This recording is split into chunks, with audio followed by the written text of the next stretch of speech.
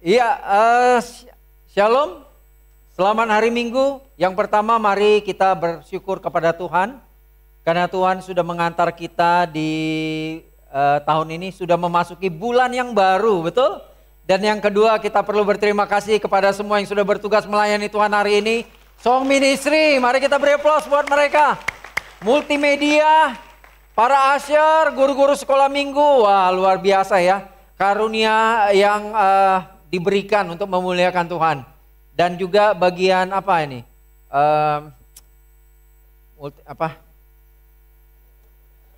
Mixer tuh. Jadi lupa saya. Supaya nggak dimatiin suara saya. Iya, setiap kita di sini punya karunia. Saya sangat percaya tidak ada orang keluar dari air baptisan menjadi murid Yesus tanpa diberikan karunia oleh Tuhan. Amin. Karena itu bulan ini ada bulan yang sangat tepat untuk kita kembali mengobarkan karunia yang Tuhan sudah berikan buat kita. Betul? Mari kita beri tepuk tangan dong buat satu sama lain. Iya, hari ini juga kebaktian kita sangat spesial ya, karena dihadiri oleh sahabat kita dari Nias. Wah, mungkin berdiri ya. Bapak Kengli dan Ibu Jenny ya, pendeta dari Nias. Ya Hobu, ada di Ria. Ya cuma kami berdua yang tahu. Iya, kita akan memulai dengan doa. Mari kita satu hati kita berdoa. Bapak yang terkasih, Tuhan terima kasih. Buat hari ini kami sangat bersuka cita boleh berkumpul bersama di tempat ini. Kami tahu Tuhan ini karena kuasa dari Engkau, kemurahan Engkau. Ini bukan karena kuat kuasa kami Tuhan. Kami memasuki bulan yang baru. Ini bukan karena kebetulan, tapi karena kemurahan Engkau. Engkau punya maksud buat hidup kami. Biarlah kesempatan ini kami boleh gunakan dengan baik. Kami menjadi pelaku firman Engkau. Dan sebentar Tuhan, saya akan menyampaikan firman-Mu. Pakai saya orang yang memiliki banyak kekurangan dan keterbatasan ini, untuk bisa menyampaikan maksud dan kehendak-Mu. Agar jemaat-Mu beroleh hati yang bijaksana. Dan biarlah setiap benih firman Kau yang ditaburkan menjadi benih yang unggul, tertabur di tanah yang baik yang adalah hati kami. Sehingga kami pulang dari sini semakin berkobar untuk memuliakan Engkau. Terpuji nama-Mu, dalam nama Tuhan Yesus saja kami telah berdoa. Amin. Ini bulan yang baru, tema juga sudah baru ya. Fan into Flame. Kita diajak untuk mengobarkan kembali karunia yang sudah Tuhan beri. Sekali lagi saya katakan, semua orang memiliki karunia, tapi tidak semua orang menggunakannya. Karena itu ini adalah kesempatan terbaik untuk kita kembali melihat apa karunia yang sudah Tuhan berikan buat kita. Supaya kita gunakan untuk memuliakan Tuhan. Betul? Apapun itu saya sangat percaya nama Tuhan yang dimuliakan. Nah, ini adalah buku yang baru ya bulan ini, di bulan Juni. Ya, kita akan belajar dari kitab Timotius, khususnya 2 Timotius. Tapi nanti kita juga akan belajar sekilas dari 1 Timotius, karena supaya kita mengerti tentang siapa Timotius. Ya, dan 2 Timotius adalah buku terakhir yang ditulis oleh Paulus. Jadi kalau ada buku setelah itu yang mengatakan ini ditulis oleh Paulus, itu yang pasti bukan Rasul Paulus, ya mungkin Paulus yang lain. Ya, ini buku terakhir. Setelah itu dia mati di Trifontaine ya. Dia mati, ada cerita-cerita ya yang mengatakan dia mati dipenggal. Habis itu setiap jatuh kepalanya 3 kali menggelinding, itu menimbulkan mata air. Tidak ada yang mustahil ya, kalaupun cerita itu kejadian nyata, itu bisa saja terjadi. Karena bayangan para rasul aja bisa nyembuhin orang. Betul nggak? Sapu tangannya bisa nyembuhin orang. Ya, kalau hidupnya menjadi sebuah berkat, Tuhan juga mau menceritakan di akhir hidup Paulus sendiri pun dia bisa menjadi mata air. Yang luar biasa. Betul ya? Nah, ini bulan yang baru, tema yang baru, mari kita bisa belajar. Saya kebetulan dikasih kesempatan untuk minggu yang pertama, nanti kita akan belajar lagi kelanjutan dari kitab Timotius. Kita akan mulai dari 2 Timotius ayat yang ketiga. Ya, saya mau kasih tahu dulu siapa Timotius. Perkenalkan, Timotius adalah seorang yang dipanggil oleh Paulus untuk mengikuti dalam perjalanan dia di misi yang kedua dan yang ketiga. Ya, banyak penafsir yang mengatakan dia usianya 15 tahun sampai menjelang 20 tahun. Ya, di usia muda tentunya ya. Dan ini adalah usia yang sangat muda.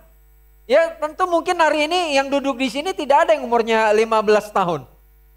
Ya, tapi mungkin yang akhir-akhir menjelang 20 tahun ada. Tapi bayangin ini masih muda sekali. Dan sangat ironis loh. Waktu saya lihat gambar ini ya, kita bayangin aja ya, ini bukan gambar betulannya. Tapi seandainya ini betulan, bayangin ya, Timotius di usia yang sangat muda, umurnya 15-an sampai menjelang 20 tahun, dia terinspirasi mengikuti orang yang baru saja dilemparin batu loh. Dia mengikuti, terinspirasi dengan orang yang mau dibunuh orang lain. Ini dicari, wanted loh. Bayangin, ini anak muda seperti apa yang seperti ini? Dia mau mengikuti seorang Paulus yang baru saja dirajam batu. Ya, wah, waktu saya lihat ini luar biasa sekali hati Timotius. Dan yang lebih luar biasa lagi ibunya. Ibu mana yang mau kasih anaknya ngikut sama orang yang baru dilemparin batu? Konon, kalau orang melempari seseorang dengan batu bagi orang Yahudi, ini hukuman benar-benar bukan lempar sembarangan pakai batu kerikil, ini nakal gitu bukan ya. Ini lempar batu betul loh, batu. Dan bayangin, kalau di kitab Korintus dikatakan, aku dibawa Tuhan, entah di dalam diriku, entah di luar diriku, aku dibawa Tuhan terangkat ke surga yang tingkat kesekian. Itu kemungkinan saat Paulus itu mati di situ, di rajam batu. Karena habis itu diseret ya sampai tengah kota. Bayangin, ini peristiwa yang tidak menyenangkan, tetapi saya lihat ibunya Timotius, dia mau loh kasih Timotiusnya ke Paulus. Ikut mission team. Bagaimana Bapak Ibu mau anaknya ikut mission team? Loh, kita kan mau mengobarkan karunia Tuhan. Betul nggak? Nah bayangin loh, ini ibunya sama neneknya. Kalau saya lihat gambar ini mungkin tuh Paulus sama si Lukas ya. Paulus sama Lukas, mungkin dia bilang gini kali. Cepat-cepat dorong-dorong mumpung dia belum sadar. Bayangin, ini ngikut perjalanan Paulus yang sudah jelas sangat tidak menyenangkan dan tidak mengenakan. Tetapi karena hati mamanya Timotius, neneknya Timotius, dan karena hati Timotius sendiri yang mau cinta Tuhan, dia rela pergi mengikuti seorang Paulus yang punya rekor yang sangat mengerikan itu ya. Tapi hari ini brother sister, yuk kita bisa belajar dari hatinya Timotius. Kita lihat di ayat yang ketiga dari 2 Timotius 1 ayat yang ketiga. Dan selalu aku mengingat engkau dalam permohonanku baik siang maupun malam. Dan apabila aku terkenang akan air matamu yang kau curahkan, aku ingin melihat engkau kembali. Supaya penuhlah sukacitaku. Sebab aku teringat akan imanmu yang tulus ikhlas. Wow, ini bukan surat cinta. Ini surat yang diberikan antar brother. Tapi lihat isinya. Teringat, terkenang, rindu. Bayangin, mesra sekali, betul? Mesra sekali. Jadi sah-sah saja kalau brother sama brother juga saling rindu ya. Iya, sah-sah saja. Berapa orang sering WA saya, bro, kapan ngopi? Udah rindu nih ngobrol gitu. Ya, dan itu sah-sah saja. Dan ini juga yang dialami oleh Timotius dan Paulus. Mereka itu punya kasih mesra, hubungan yang sangat dekat sekali. Ya, hubungan yang sangat erat sampai begitu mesranya. Brothers sisters, surat 2 Timotius diberikan oleh Paulus, ditulis oleh Paulus karena dia tahu Timotius sedang menghadapi banyak pergumulan Kalau kita lihat di kitab 1 Timotius, kita lihat apa saja yang dia gumulin. Tapi bayangin ya, kalau Timotius bisa melewati semua pergumulan ini, saya sangat percaya juga kita bisa. Ada 3 pesan yang Paulus sampaikan kepada Timotius. Dan saya sangat percaya ini juga pesan yang sangat relevan buat kita. Untuk bisa mengobarkan api sukacita kita, api semangat kita. Saya ingat loh, kalau api tidak dikobarkan itu bisa gampang padam. Betul ya? Siapa semangat kalau baru jadi murid Yesus? Semua semangat. Tapi seiring waktu, mungkin sakit penyakit, kelemahan, rasa takut, kegagalan, apapun. Bisa saja membuat kita akhirnya kendor. Betul nggak? Pudar. Ya, saya ingat sekali. Beberapa waktu yang lalu saya ketemu sama satu orang. Dia lulusan ITB, teknik kimia. Ya, dan kita ketemu untuk Bible study. Waktu saya ngobrol sama dia, wah, teknik kimia ya. Saya bilang, saya teringat waktu saya SMA. Saya gini-gini di SMA, saya orang paling pintar fisika dan kimia.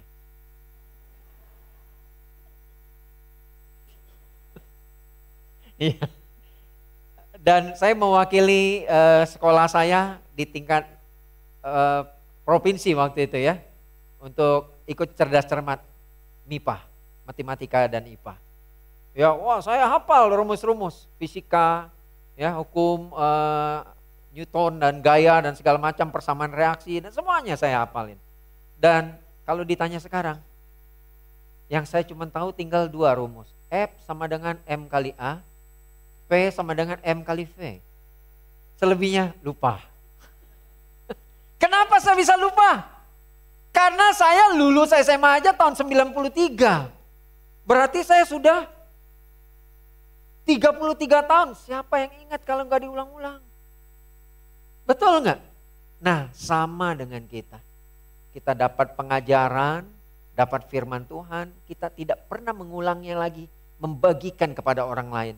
Kita akan lupa gak ada gospel.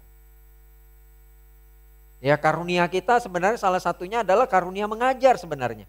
Tapi karena kita tidak pernah gunakan, akhirnya apa? Padam, lupa. Betul nggak? Nah, hari ini Bapak Ibu Saudara-saudari, saya berharap kita mengerti ini dan dapat pesan dari Paulus. Kita lihat ayat yang ke-6. Karena itulah kuperingatkan engkau untuk mengobarkan karunia Allah yang ada padamu oleh penumpangan tanganku atasmu. Sebab Allah memberikan kepada kita bukan roh ketakutan. Ini hal pertama yang membuat orang berhenti, yaitu takut. Melainkan roh yang membangkitkan kekuatan. Ya, ini yang alasan kedua orang berhenti melayani, berhenti mengobarkan karunia-Nya, yaitu adalah kelemahan. Mungkin ada kelemahan, jatuh bangun di kelemahan itu, akhirnya struggle dengan kelemahannya, tidak berbuat apa-apa untuk Tuhan. Akhirnya cuma jatuh bangun di hal yang sama. Kasih dan ketertiban. Apa hal yang membuat orang akhirnya tidak bisa mengobarkan karunia-Nya? Yang ketiga adalah kenyamanan, kemalasan, gak tertib hidupnya. Bapak Ibu Saudara-saudari, Paulus mengingatkan bahwa Timotius, kamu sudah diberi roh loh. Roh yang membangkitkan Yesus dari kematian. Roh yang sama yang diberikan kepadaku. Roh itu juga diberikan kepada kamu. Dan roh yang sama juga diberikan oleh Tuhan kepada saudara-saudari di ruangan ini. Kepada saya dan kepada kita semua. Terlepas kita ini siapa, itu kan cuma sisi luar. Makanya saya katakan seperti ini. Ini hal yang pertama. Ada tukang balon. Dia berjualan balon. Waktu dia jualan balon, gak ada yang beli. Karena tidak ada yang beli, untuk menarik perhatian, dia lepasin balon. Warna apa? Warna merah, karena yang hijau sudah meletus. Warna merah. Dinaikin. Wah, waktu anak-anak ngelihat balon, semua tertarik. Mulai datang ngerumunin. Terus ada satu orang bertanya, yang merah bisa terbang, yang kuning bisa terbang. Pak, kalau yang hitam bisa terbang nggak? Kebetulan dia agak hitam. Karena dia hitam, dia tanya, yang hitam bisa terbang nggak? Ini tukang balonnya bilang, nak, yang membuat balon itu terbang bukan warnanya, tapi isinya. Yang ada di dalam balon itu yang buat balon itu terbang. Hari ini brother sister, Tuhan bisa pakai kita loh. Bukan perkara siapa kitanya, tapi siapa yang ada di dalam kita. Ada amin? Iya, kalau Tuhan ada di dalam kita dan kita ada di dalam Tuhan, harusnya kita bisa kobarkan semangat. Tidak ada roh ketakutan. Amin. Tidak ada roh yang membuat kita lemah. Saya ingat sekali kalau Timotius pergi misi ya, di usia belasan tahun. Saya juga ingat sekali, saya pergi misi umur 19 tahun. Ya, saya pergi mission team ke Medan. Kilas balik sebelum saya berangkat ke Medan, 2 bulan sebelum ada pengumuman mission team, saya dirampok oleh 7 orang. Dan kebanyakan dari mereka orang Batak. Lah betul, saya dirampoknya di Citraland. Habis nginjil, mau pulang dirampok. Bawa tas, waktu itu saya pakai cincin bentuknya kelinci. Karena saya di sio kelinci. Bukan playboy, bukan. Ini sionya. Karena sionya kelinci, saya pakai cincin kelinci. Jadi saya pakai tas, sepatu, kickers, jalan.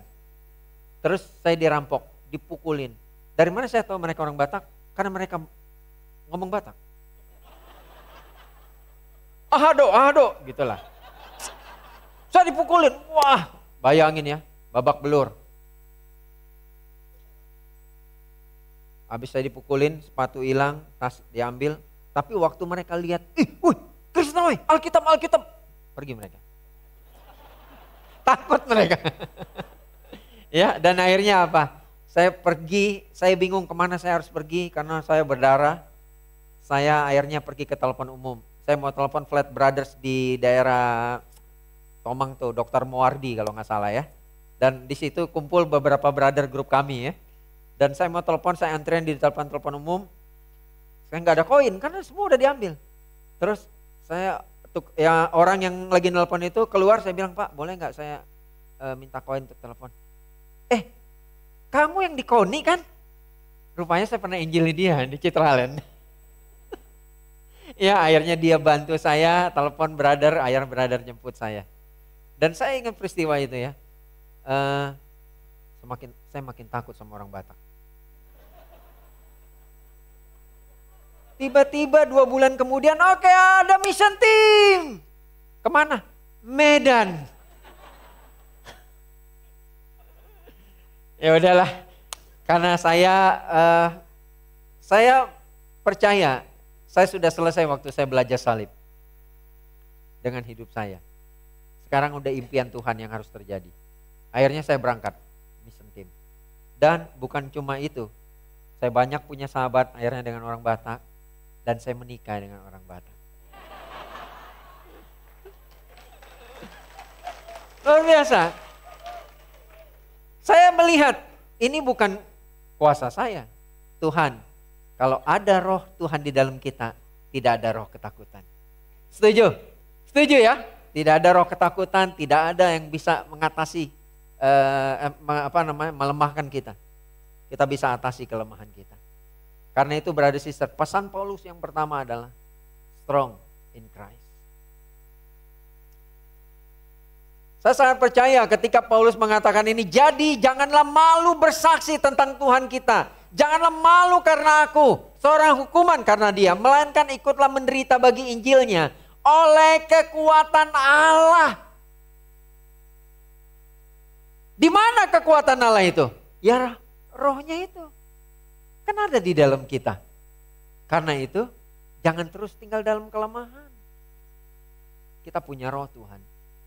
Roh yang sama membangkitkan Yesus dari mati. Diberikan buat kita. Amin. Dan kemarin waktu hari kenaikan Tuhan Yesus, saya bilang, kepada ministry saya. Saya sudah lihat di peta bahwa di ministry saya ada 10 kecamatan. Dan saya buat data, ada 3 kecamatan yang tidak ada murid Yesus di sana. Saya bilang, waktu Yesus di dunia, dia cuma 1 orang di 1 tempat.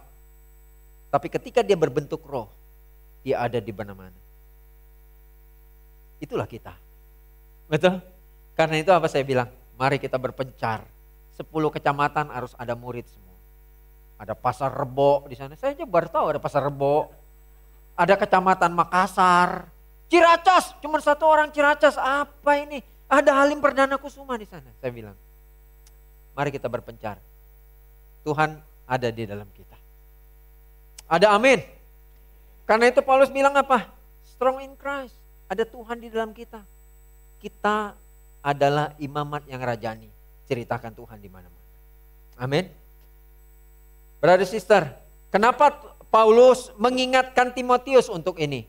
Ayo Timotius, kamu harus semangat, harus kuat di dalam Tuhan. Dan biarkan Tuhan ada di dalam kamu. Kenapa ini penting? Karena yang dihadapi oleh Timotius juga enggak sedikit. Kita lihat apa saja yang dihadapi oleh dia. Yang pertama adalah tugas yang berat. Dia menghadapi pengajar palsu dan sesat. Ya, di 1 Timotius pasal yang pertama ayat yang ketiga aja. Ketika aku hendak meneruskan perjalananku ke wilayah Makedonia, aku telah mendesak engkau. Kenapa perlu didesak? Saya mau kasih tahu, Timotius itu seorang yang sangat insecure. Dia bukan orang yang berani tampil. Makanya nanti ada ayat mengatakan jangan seorang pun menganggap engkau rendah. Karena dia sering datang pikiran itu. Dia tidak berasa secure dengan dirinya. Banyak hal penyebabnya. Nah, brother sister, kita lihat di sini waktu habis didesak supaya engkau tinggal di Efesus dan menasihatkan orang-orang tertentu agar mereka jangan mengajarkan ajaran lain. Lihat brother sister, tantangan pertama dari seorang Timotius adalah dia menghadapi banyak orang-orang yang memberikan ajaran palsu. Sebagian dari mereka adalah orang-orang yang pernah menjadi bagian dari jemaat. Bayangin ya. Nggak gampang loh ngadepin pengajar-pengajar palsu saat itu. Yang ngajarin ini dan itu. Dan banyak juga orang-orang yang taunya sedikit tapi sok tahu. Itu hal pertama yang Timotius hadapi. Yang kedua adalah tugas berat lainnya adalah mengajarkan sikap beribadah dan tata ibadah. Di ayat yang ke-8 aja saya baca 1 Timotius 2 ayat yang ke-8. Oleh karena itu aku ingin supaya di mana-mana orang laki-laki berdoa dengan menadakan tangan yang suci, tanpa marah dan tanpa perselisihan. Waktu Timotius datang ke jemaat Efesus, keadaannya udah begini. Bukan dia yang bangun gereja ini. Bukan dia yang bangun Efesus. Yang bangun Efesus adalah Paulus. Jadi dia melanjutkan kisah-kisahnya itu. Bayangin ya, dia menghadapi tantangan pengajar-pengajar palsu. Habis itu dia juga harus mengubah tata ibadah. Mungkin ada orang-orang yang tampil tapi juga hidupnya tidak sesuai ya. Tidak mengajarkan apa yang diajarkan. Hidupnya tidak seperti yang diajarkan. Dan Paulus mengingatkan itu. Jangan ada orang laki-laki berdoa tapi tangannya nggak suci. Ya, banyak dosa yang belum diberesin dan itu tugas yang berat loh. Ngeberesin dosa dalam jemaat. Ngeberesin konflik, unfinished business satu sama lain, itu juga gak mudah. Betul gak? Terus memastikan wanita-wanita yang dominan. Kalau kita baca di situ, makanya Paulus bilang, ingatkan para wanita, para perempuan untuk berdiam diri. Karena mungkin 90% yang bicara wanita di sana. Habis itu Paulus bilang, Timotius, kamu ngomong dulu sama sister itu, sama sister ini. Bayangin. Tapi di sini enggak ya, jangan nanti sama. Enggak kan? Enggak ya? Iya, enggak. Amin, enggak. Amin. Enggak kan suami-suami? Iya. Jadi kalau ada yang dominan, ingat ini. Memang berat bro, ini paling berat di ini. Ya, tapi saya sangat bersyukur ya. Umi adalah orang yang submisif, orang yang sangat respect sama orang. Terutama sama suami. Iya. Hari ini Umi juga lagi kurang sehat, mohon doakan. Ya. Dan saya akhirnya menyadari Umi itu memang diciptakan buat saya. Makanya kepanjangannya untukmu Iwan. Iya.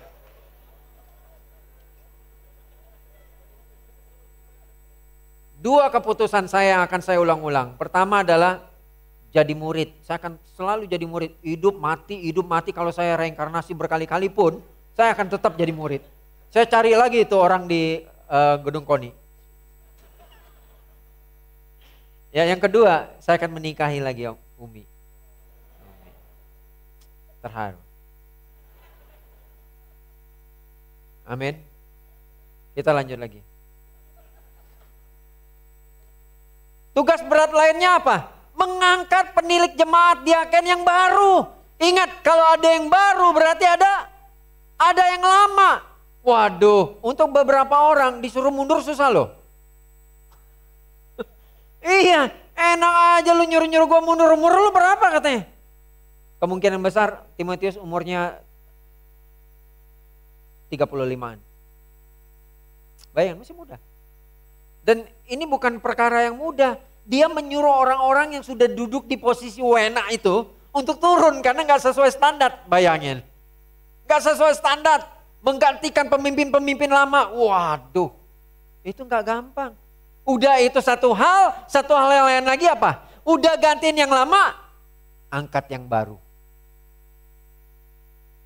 Ini gak gampang juga. Kenapa? Kalau untuk angkat yang baru, ininya apa namanya? Kriterianya yang harus dimiliki. Apa yang telah engkau dengar daripadaku di depan banyak saksi, percayakanlah itu kepada orang-orang yang dapat dipercayai. Yang juga cakap mengajar orang lain, dia harus reliable. Dapat dipercaya, dapat diandalkan. Nah, untuk menemukan orang yang dapat diandalkan, yang dapat dipercayai, kita harus menemukan orang itu mau diajari, teachable, dia capable, punya potensi, dan dia juga available, menyediakan diri. Barulah bisa dianggap dia reliable. Betul. Nah, kalau kita mempercayai orang, memberi kesempatan kepada orang yang tidak memiliki 3K. Karakter, kemampuan, kemauan. Bahaya. Orang dikasih K yang keempat, kesempatan. Padahal dia gak punya karakter, gak punya kemampuan, dan gak punya kemauan. Bahaya gak? Bahaya. Timotius harus ambil waktu untuk cari, dia lihat orang, spend time satu-satu. Ya, ini capable gak orangnya? Available gak? Bayangin, available juga bukan perkara yang mudah loh. Untuk profesi-profesi tertentu, ya enggak mudah. Waduh, dia karakternya bagus bro. Oh, potensi banget, tapi enggak available. Ya jangan. Betul enggak? Bro, dia available bro. Wah, kemana aja dia ngikut kita bro. Wah, semangat. Tapi enggak capable, enggak mampu. Ya jangan. Apalagi enggak teachable dia. Akhirnya apa yang terjadi? Kalau enggak bel-bel ini kamu sebel nanti. Nah, kamunya sebel sama dia, kok gini sih nih orang. Dia pun sebel sama kamu, kok gue gak diangkat-angkat sih. Akhirnya sebel sama sebel. Jadi apa yang terjadi? Ya, jadinya trouble. Saya menghargai semua orang yang membimbing orang. Ya, bagi saya membimbing itu bukan perkara yang mudah. Beberapa orang pernah datang ke saya, bro, aku boleh nggak mundur? Kenapa? Capek. Bro, kamu kenapa capek? Iya capek bro, bimbing orang. Iya. Bro, saya mengerti, saya paham, membimbing orang itu capek. Karena orang itu makhluk hidup, bukan benda mati. Kalau benda mati gampang, angkat kiri, kanan, pindahin, betul nggak? Tapi kalau makhluk hidup, apalagi manusia, dia punya logika, dia punya opini, dia punya perasaan. Betul nggak? Kalau ngomong salah, bro, kamu nyakiti saya bro. Perasaan, bayangin. Belum lagi nyamain opini dia sama opini kita. Nyamain bahasa. Menyatukan nada, menyamakan nada juga bingung. Oke, C sama dengan do ya. Dia tanya, do tinggi atau do rendah bro? Brother sister, ini bukan perkara yang mudah. Ada orang bilang capek, saya bilang apa? Gak apa-apa. Capek adalah alasan yang baik untuk istirahat. bukan untuk berhenti. Kamu mau berapa lama? 2 minggu, saya ambil grupmu, saya handle. Gak apa-apa, grup harus paham kamu capek. Tapi ini mungkin gak berlaku di semua ya, ini di tempat kami. Ya, dan saya selalu bilang sama PDG leader, kalau capek ngomong, kita handle grup kamu, tapi 2 minggu. Habis itu kalau mau perpanjang, duduk lagi kita. 2 kali saja, 3 kali gak bisa. Syarat kedua, capeknya jangan kompak. Bayangkan kalau semua PDG leader di Mary Timur, bro kami capek semua. Siapa yang mau handle? Betul nggak? Capek itu hal yang lumrah. Makanya ada istilah personal retreat. Ambil waktu untuk retreat. Makanya saya bilang, kalau kita capek melayani, oke, no problem. Caranya gimana? Ambil personal retreat. Kan kita pergi lagi berperang nih. Berperang, bertempur. Namanya berperang, udah banyak yang luka. Banyak yang kena bom sana sini, kena tembak. Kalau dilanjutin bisa kalah. Makanya pemimpinnya bilang apa? Go retreat, go retreat. Maksudnya apa? Retreatment. Perawatan kembali. Supaya apa? Supaya abis itu udah kuat, udah sehat, nyerang lagi. Jadi yang bilang-bilang capek tadi, kabar baiknya gini, habis bilang capek saya bilang gitu, ambil waktu untuk istirahat. Grup kamu saya handle. Dia malah gak istirahat. Besoknya dia bilang, bro saya ada teman, kita reach out yuk. Malah semangat dia mau menginjili. Luar biasa gak? Luar biasa. Cuma sebenarnya mungkin dia capek, kenapa? Karena banyak ketemu sama orang yang ngeluarin energinya. Jangan pernah lupa, kita juga perlu 5 keluar, 1 masuk. Iya, 5 keluar ya. Mungkin ada, ya kalau udah level-level tinggi kayak Pak Budi, Pak Muksin, 1 keluar, 1 masuk bisa. Atau bahkan keluar terus mereka. Gak masuk-masuk mereka. Tapi saya perlu mengerti bahwa gak mudah untuk bisa menemukan orang-orang yang bisa membimbing orang, melayani. Tapi semua kita di sini di-expect Tuhan untuk melayani. Amin. Yang kedua, selain tugas yang berat yang tadi ya, tugas yang berat, yang kedua adalah usia yang muda. 1 Timotius 4 ayat 12 dikatakan, janganlah seorang pun menganggap engkau rendah karena engkau muda, jadilah teladan. Ini anak-anak kampus. Ya, jangan berasa insecure karena muda. Yang single, jangan berasa insecure karena muda, enggak. Kadang-kadang usia, ini hanya saya mau kasih tahu, usia sering dijadikan alasan orang melayani Tuhan. Yang muda bilang apa? Nanti dulu. Kenapa? Masih muda, mau kejar karir, mau ngejar jodoh. Jodoh. Ya, banyak yang mesti dikejar, nanti dulu. Itu kalau yang muda, yang tua sudah dulu. Iya, ini yang sering jadi masalah. Yang muda nanti dulu, yang tua sudah dulu. Brother sister, untuk yang muda jangan kita mengatakan kita muda terus jadi teladan. Amin. Gereja ini butuh orang-orang yang muda untuk melayani Tuhan. Amin. Tepuk tangan buat para anak muda di sini. Ayo melayani Tuhan. Melayani Tuhan dengan luar biasa. Dan bagi yang tua, saya mempelajari presiden Amerika rata-rata jadi presiden tuh di umur 50 sampai 60 yang muda ya. Bayangin, ada yang 80, 87, baru jadi presiden. Baru jadi presiden. Ini bukan presiden Zimbabwe ya, ini presiden Amerika Serikat. Bisa dibayangin.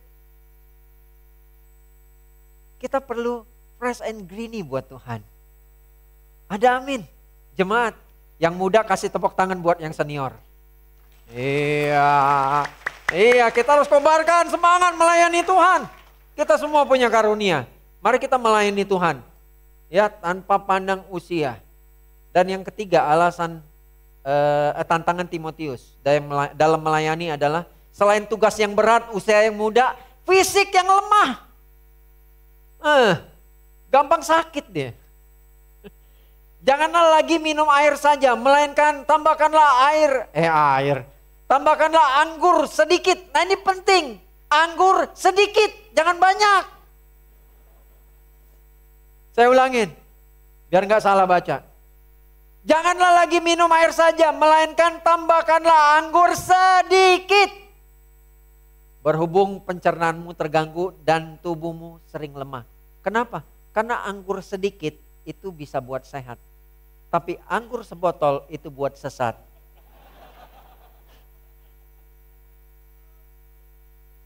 Bayangin, anggur sedikit, wah iya kan. Nah, tapi kalau banyak, ya kalau anggur sedikit, makanya kita komuni itu minum anggur, kan sedikit. Kita mengenang Yesus. Kalau banyak, kita cari siapa yang bunuh Yesus. Kau ya? Kau. Ya, buat onar kita di sini. Kita nuduh satu sama lain telah bunuh Yesus. Jadi brother sister, ini tantangan Timotius. Tidak mudah, tapi dia bisa lewati. Dan Paulus mengingatkan, kobarkan kembali.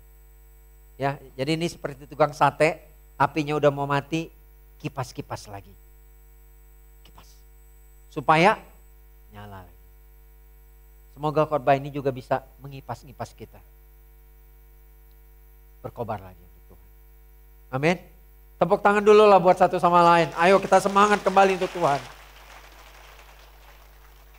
Saya lihat banyak orang-orang lama yang udah jadi murid ya. Saya happy. Mari kita semangat. Kerajaan Tuhan masih membutuhkan kita. Bagi yang muda-muda, mari semangat. Kerajaan Tuhan membutuhkan kalian.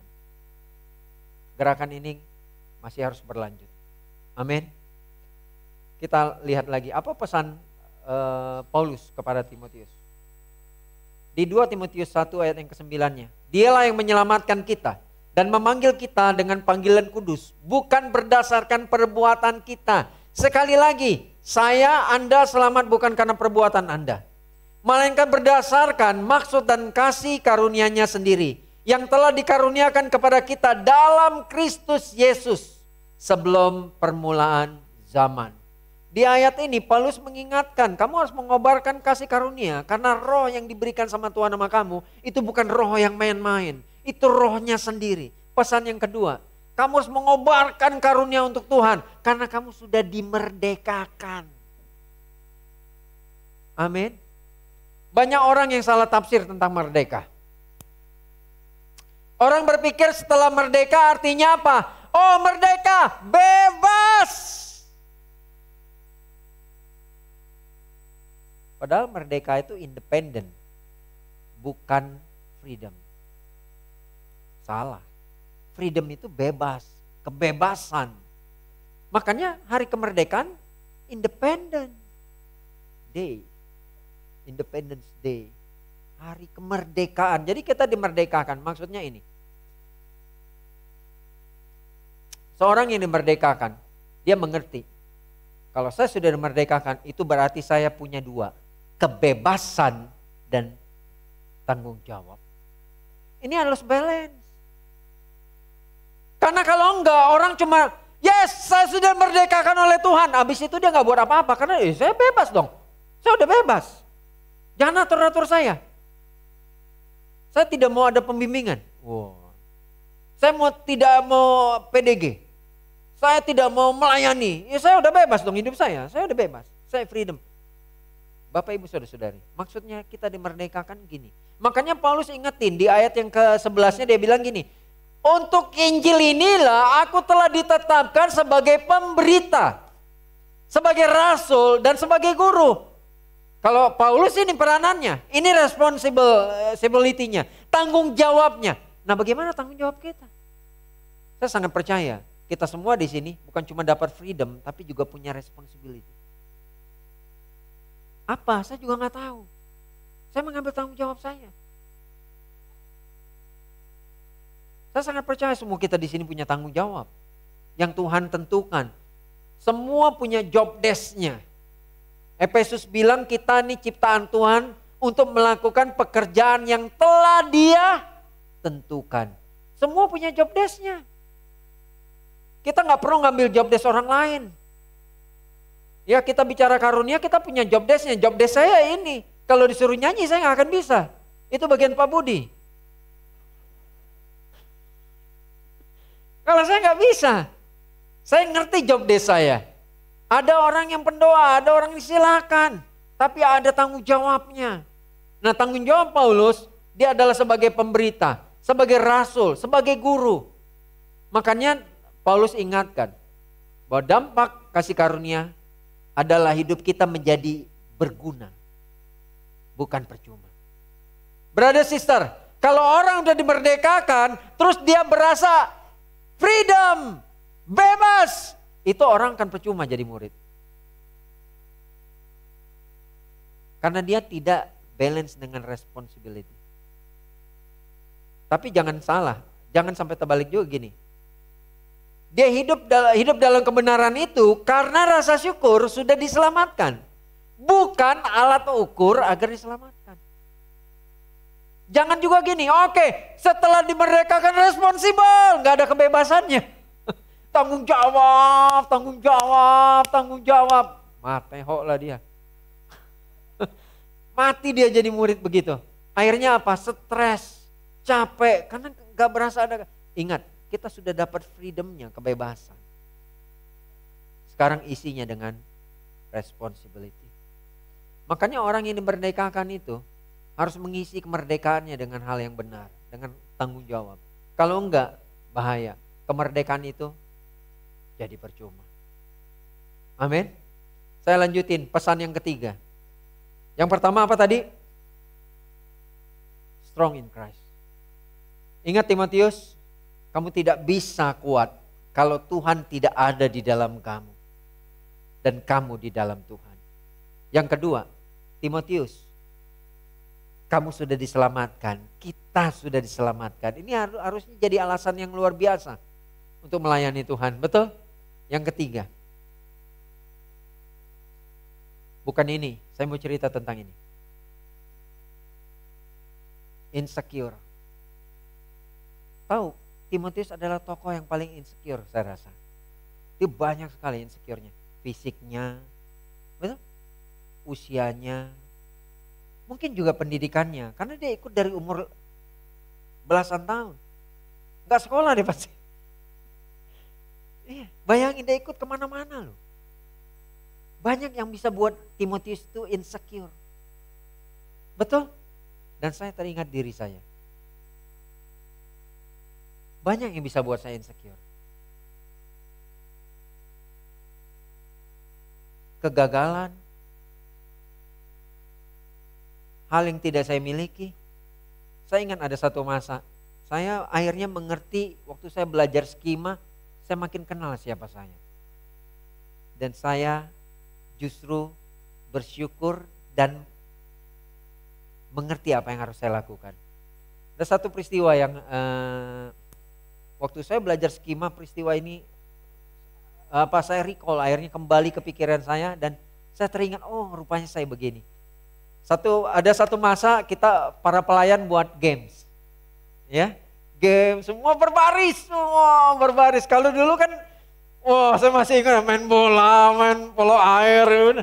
Dan waktu itu gamesnya polo air. Saya belum menikah kalau nggak salah, masih muda. Dan dipilih. Ya, dua pemimpin grup memilih. Oke, saya ini. Yang ini milih. Oke, saya ini. Bayangin ya, semua pelayan dijejerin itu. Dan saya lama sekali dipilih. Saya berasa tak berarti di situ. Wah. Keluar saya nggak dianggap. Waduh. Nggak tahu dia saya bisa berenang. Ini main polo air, tahu nggak? Terus dipilih dan saya makin lama nggak dipilih, makin kecil, makin kecil ya. Tapi akhirnya tahu nggak? Setelah semua dipilih, saya orang ketiga terakhir. Dan saya bilang sama yang dua itu dalam hati, ternyata ada dua lebih hancur. Untung saya bukan orang terakhir. Gimana orang terakhir itu? Dan saya tahu siapa dua orang itu. Tapi bayangin ya. Sejak itu saya bilang kalau buat game jangan pilih. Hitung aja 1, 2, 3, 4, 1, 2, 3, 4. Karena kalau dipilih, kamu bisa bayangin orang terakhir itu perasaannya. Mengerti maksudnya? Dan waktu saya itu, saya kena defectiveness. Saya begitu ya. Dan akhirnya saya mempelajari kenapa saya dulu suka membuktikan diri. Itu dulu. Sekarang masih. Akhirnya saya mempelajari, karena saya insecure rupanya. Dan Paulus ingin Timotius selesai dengan ini. Saya tahu, saya sangat percaya semua kita di sini punya insecurity-nya kita masing-masing. Saya nggak tahu itu apa. Mungkin penampilan, mungkin pencapaian yang tidak dicapai, tidak seperti pencapaian orang lain. Atau apapun itu. Tapi saya katakan, Timotius punya banyak alasan untuk insecure. Tapi dia overcome ini. Ya. Dan ini pesan Paulus sama dia. Bukan insecure-nya, tapi ini. Secure in Christ. Ayat yang ke-12. Itulah sebabnya aku menderita semuanya ini. Tetapi aku tidak malu. Karena aku tahu kepada siapa aku percaya. Dan aku yakin bahwa dia berkuasa memeliharakan apa yang telah dipercayakannya kepada aku. Hingga pada hari Tuhan. Paulus mengingatkan, kamu harus secure di dalam Tuhan. Karena kalau kamu secure-nya gara-gara yang lain, itu namanya confident, bukan conviction. Kalau confident itu seperti Daud dan Goliat. Goliat confident banget, badannya gede, senjatanya ya. Dan kalau kita lihat pertempuran yang sesungguhnya ini sebenarnya 2 lawan 1. Goliat datang tidak 1 lawan 1 loh. Tapi 2 lawan 1. Goliat dan pembawa tamengnya kalau kita baca Alkitab. Jadi udah gede badannya berdua lagi. Bayangin, beda dengan Daud, dia sendiri. Tapi dia tidak pernah merasa sendiri. Kenapa? Karena dia punya conviction. Confident dia bukan dari infrastruktur, bukan dari peralatan, bukan dari pengalaman, bukan dari fisiknya, bukan dari apapun yang pernah dicapai. Dia gak pernah perang. Gak seperti pasukan Saul yang gemetaran dengkulnya di belakang sana di bawah pohon tarbantin. Itu pengalamannya dahsyat dan luar biasa. Badannya gede-gede. Ini badan kecil gak punya pengalaman. Kemerah-merahan. Tapi lihat waktu dia lawan Goliat. Dia gak confident. Dia conviction. Dia datangin Goliat dengan apa? Dengan nama Tuhan. Engkau mendatangi aku dengan tongkat dan lembing. Aku mendatangi engkau dengan nama Tuhan yang kau hina itu. Bayangin. Habis itu dia ambil berapa? Batu. Ya, kalau saya jadi Daud, saya ambil batu 5 truk karena takut gagal. Ini enggak, cukup 5 aja, mati kamu. Enggak, dia ambil 5 dong. Ambil 5 batu, karena cuma 5 itu yang sanggup dia pegang mungkin. Iya, dia enggak bawa karung. Enggak, dia bawa 5 aja. Karena bagi dia, ini bukan peperangan saya. Ini peperangan Tuhan. Habis itu dia mengemban, mati. Dan semua orang yang tadinya sembunyi keluar. Jadi menyerang bangsa Filistin. Itu cerita di Samuel. Tapi cerita ini mengingatkan saya kembali bahwa secure hanya ada di dalam Tuhan. Mari kita buang insecure kita, brother sister. Ya, rasa takut, kelemahan. Aduh bro, saya ini orang lemah bro. Sering jatuh bro dalam dosa. Bedakan jatuh dosa dan tinggal dalam dosa. Kamu jatuh dosa manusiawi. Daud jatuh dosa. Petrus jatuh dosa. Saya jatuh dosa. Kita semua jatuh dosa.